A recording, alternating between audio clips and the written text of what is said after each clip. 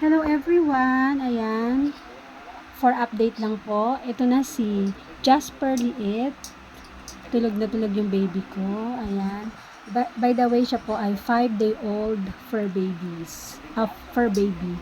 Ayan, wala pa po siyang teeth. Ayan, as you can see, wala pa siyang teeth. Patingin, mahal ko. Patingin, ayun, wala pang teeth. Sus lang, wala pang teeth.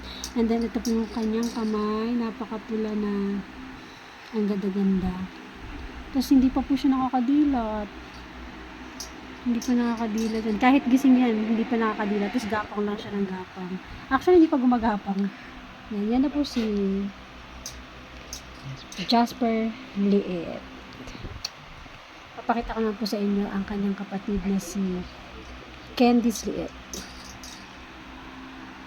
At ito naman po, syempre, si Candice Liit. Kung may Jasper Liit, meron pong Candice Liit. Ayan, as usual, likewise po, hindi pa rin siya nakakadilat, and then wala siyang ngipin.